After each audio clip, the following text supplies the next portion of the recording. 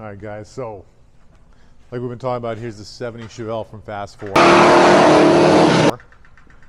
We've been working on it for a while, and again, like when you get these cars from the movies, they're in pretty rough shape. So this car originally was like a 350 drum brake car, whole bunch of weights in the back, and just in general rough condition all the way through. So we wanted to restore it and make it just like a seriously badass driver. I wanted to be able to do wheelies without the weights, so we got a 572 for it. So I hope that's going to work. We'll see. We're still inside transmission and stuff. The wheelie car, when it was used for the stunts, was an automatic, so obviously because it's easier.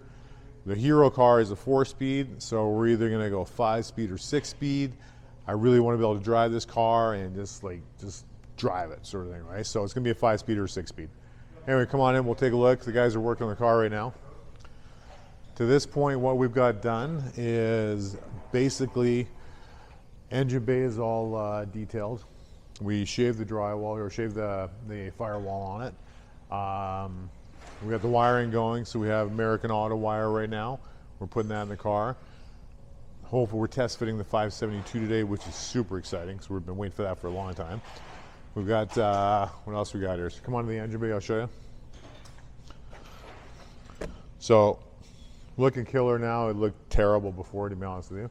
All new Pro Touring suspension. So we got all QA1s and Hotchkiss suspension.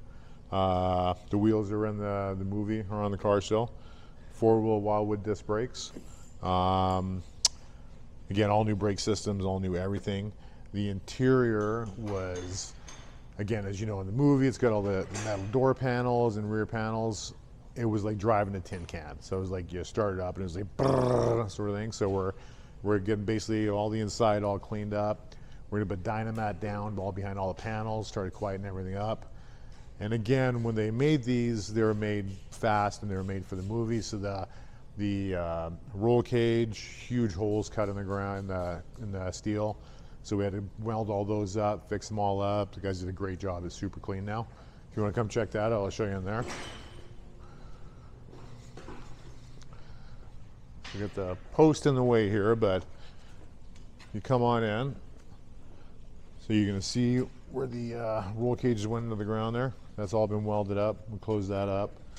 The guys detailed everything, sort of cleaned it up. When we started to put Dynamat down, we've taken all the dash out, basically ripped the whole thing apart at this point, and starting to rebuild.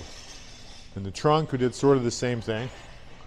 So the trunk was in terrible shape. Again,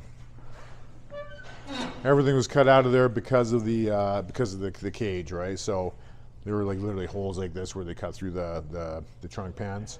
So we fixed all that, re-welded all that in, painted everything, made it look good.